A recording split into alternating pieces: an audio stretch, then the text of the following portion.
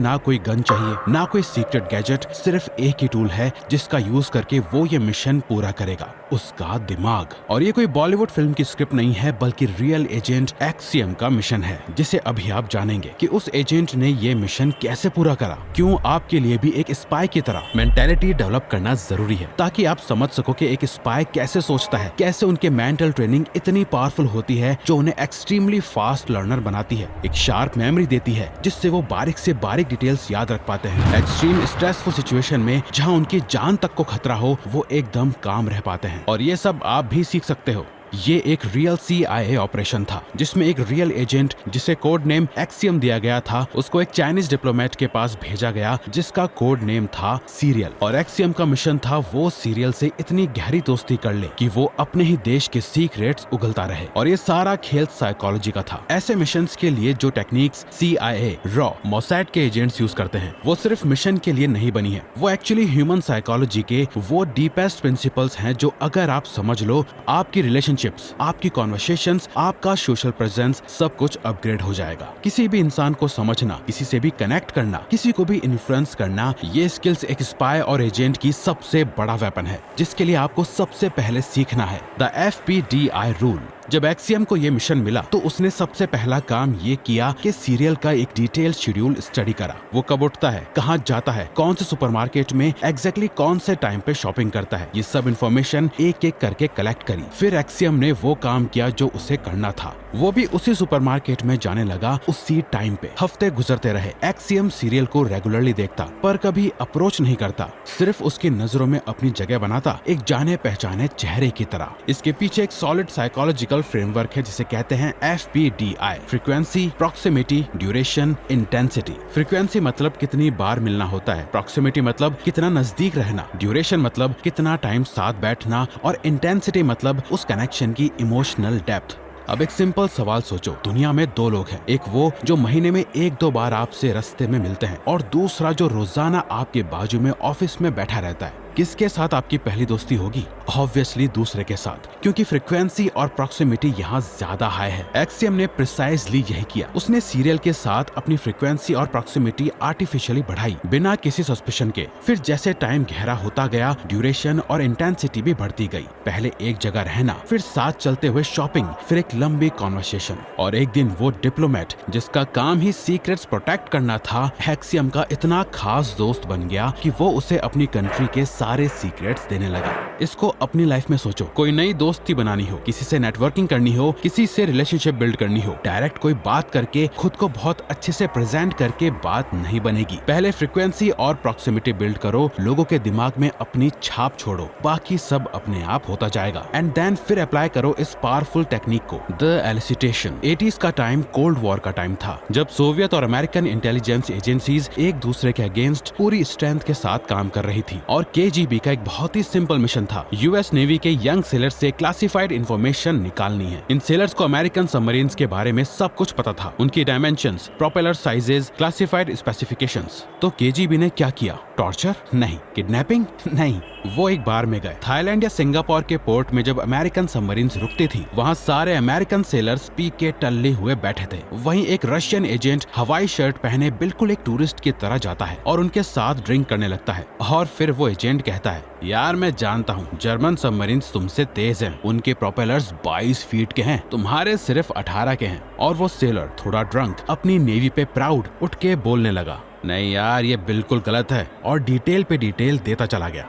ये है elicitation. CIA expert chase huge कहते हैं कि ये टेक्निक इसलिए इतनी पावरफुल है कि क्योंकि जब आप क्वेश्चंस नहीं पूछते, सिर्फ स्टेटमेंट्स देते हो, तो सामने वाले के ब्रेन में कोई सिक्योरिटी अलार्म नहीं बजता। वो फील करता है कि वो अपनी मर्जी से बात कर रहा है, किसी को जवाब नहीं दे रहा, जबकि एक्चुअली में वो इन्फॉर्मेशन निकाल रहे हैं जो आपको चाहिए। एलिसिटेशन के 3 लेयर्स होती हैं। पहला है करेक्टिंग द रिकॉर्ड। एक गलत स्टेटमेंट दो, सामने वाला ऑटोमेटिकली करेक्ट करेगा और सच बता देगा। यही KGB ने यूज किया था। दूसरा है ब्रैकेटिंग, मतलब एक रेंज दो, जैसे जैसे किसी ने पूछा कि वो अपनी जॉब स्विच कब कर रहे हैं, तो सीधा मत पूछो, कहो मैंने सुना है आप मार्च और मई के बीच शिफ्ट कर रहे हो। वो खुद करेक्ट करेगा, नहीं मैं फरवरी में निकल जाऊंगा। और तीसरा है डिसबिलीफ। जब सामने वाला कुछ शेयर कर रहा हो, एक छोटी सी डिसबिलीफ दिखाओ, नहीं यार ऐसा नहीं हो सकता, और वो आपको गलत प्रूव करने के लिए और डिटेल में जाता जाएगा। इसे ढंग से यूज करना है तो बस इतना सा रूल याद रखना, जितनी सेंसिटिव इन्फॉर्मेशन चाहिए उतने कम क्वेश्चंस पूछो, और फिर ये सीक्रेट टेक्निक अप्लाई करना मत भूलना। The sensory memory. CIA और सोवियत इंटेलिजेंस एजेंसीज के एजेंट्स एक हफ्ते में पूरी एक लैंग्वेज सीख लेते थे, और इसका एक सीक्रेट मेथड है। सोवियत एजेंसीज एक टेक्निक यूज करती थी जिसे हाइपो लर्निंग कहते थे। एजेंट्स एक डार्क रूम में लेटते थे, कानों में हेडफोन्स, और बैकग्राउंड में बजती थी थीटा वेव्स की फ्रीक्वेंसी। वो फ्रीक्वेंसी जो कॉन्शियसनेस और नींद के बीच का एक ग्रे जोन क्रिएट करती है। उस स्टेट में ब्रेन इंफॉर्मेशन को बहुत गहराई से एब्जॉर्ब करता है। एक एजेंट जो रात को स्पेनिश सुन के सोया,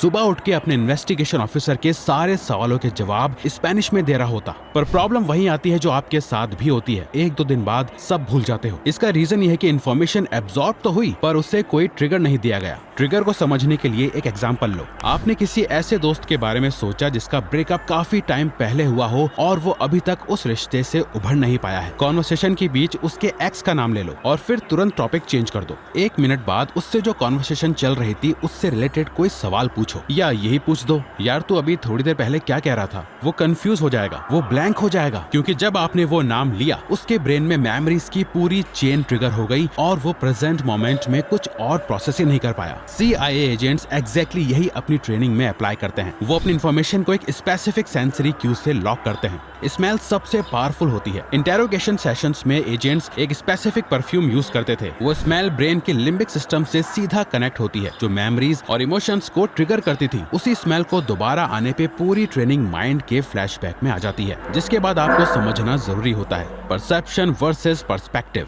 एक सिंपल सा सवाल है, अभी जिस जगह आप बैठे हो वहाँ 1 सेकंड के लिए आसपास देखो। जो चीजें आपको दिख रही हैं, जो आवाजें आ रही हैं, जो आप फील कर रहे हो, ये सब आपकी रियलिटी है। आपका सेंटर आप हो और बाकी सब आपके अराउंड। अब सोचो, सामने बैठा इंसान भी एग्जैक्टली यही सोच रहा है। उसके लिए वो सेंटर है और सब कुछ उसके अराउंड है। दोनों के परसेप्शन अलग है, दोनों की रियलिटी अलग है, और यही वो जगह है जहां ज्यादातर लोग कॉन्वर्सेशन में फेल हो जाते हैं। वो सिर्फ अपनी रियलिटी से बात करते हैं और सामने वाले की रियलिटी को कभी समझने की कोशिश ही नहीं करते। CIA ट्रेनर एंडी वर्थ ने एक पॉडकास्ट पे एक काम किया जो सुन के आप भी हैरान हो जाओगे। कैमरास ऑन होने से पहले उनके और होस्ट की सिर्फ 20 मिनट की बातें हुई थी। कोई स्पेशल इंटरव्यू नहीं, बस नॉर्मल बातें। और जब कैमरास ऑन हुए, कॉन्वर्सेशन शुरू हुई। एंडी ने होस्ट से एकदम सीधा पूछा, आपके पार्टनर प्रेगनेंसी के बारे में ज्यादा एक्साइटेड हैं, आप उतने नहीं हो, क्या मैं सही हूँ?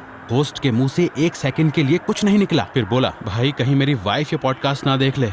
एंडी ने कोई मैजिक नहीं किया था, उसने सिर्फ इतना किया था कि पूरी 20 मिनट की कॉन्वर्सेशन में वो सिर्फ होस्ट की दुनिया से सोच रहा था, अपनी दुनिया छोड़ के। होस्ट ने अपनी पार्टनर का जिक्र कैसे किया, कौन से वर्ड्स यूज किए, कहाँ पॉज लिया, सब कुछ नोटिस किया। यही है पर्सपेक्टिव। परसेप्शन वो है जो आप दुनिया के बारे में सोचते हो, पर्सपेक्टिव वो है जो सामने वाला दुनिया के बारे में सोचता है। और जब आप दोनों को एक साथ पकड़ लो, आपके पास डबल इन्फॉर्मेशन होती है, सिर्फ आपका नहीं, उनका भी पूरा वर्ल्ड व्यू। एक अनट्रेन्ड इंसान अपना पूरा प्रीफ्रंटल कॉर्टेक्स सिर्फ अपनी चीजें प्रोसेस करने में लगाता है। मैं क्या बोलूं, मैं कैसा दिख रहा हूं, मैं क्या इंप्रेशन दे रहा हूं, सामने वाला क्या फील कर रहा है, ये सोचने की फुर्सत ही नहीं होती। एक ट्रेन्ड एजेंट पहले मिनट से ही दोनों काम एक साथ करता है, बात भी करता है और ऑब्जर्व भी करता है। सामने वाले की बॉडी लैंग्वेज क्या कह रही है, वर्ड चॉइस क्या है, कहाँ स्ट्रेस है, कहाँ कंफर्ट है, कौन सी बात पे शोल्डर्स थोड़ा टेंस हुए, कौन सी बात पे चेहरा खुला। वो एक ही कॉन्वर्सेशन में सामने वाले के बारे में उनसे ज्यादा जानता है, सिर्फ इसलिए क्योंकि वो सामने वाले की दुनिया में घुस के बैठा है, अपनी दुनिया छोड़ के। और ये आप भी कर सकते हो, कोई बड़ी ट्रेनिंग नहीं चाहिए। बस एक काम करो, अगले किसी भी कॉन्वर्सेशन में पहले 2 मिनट सिर्फ ऑब्जर्व करो। कुछ बोलने की जरूरत नहीं, सिर्फ देखो, सुनो, वो कैसे बैठ रहे हैं, कैसे बोल रहे हैं, क्या बोल रहे हैं, क्या नहीं बोल रहे। उनके नजरिए से दुनिया देखने की कोशिश करो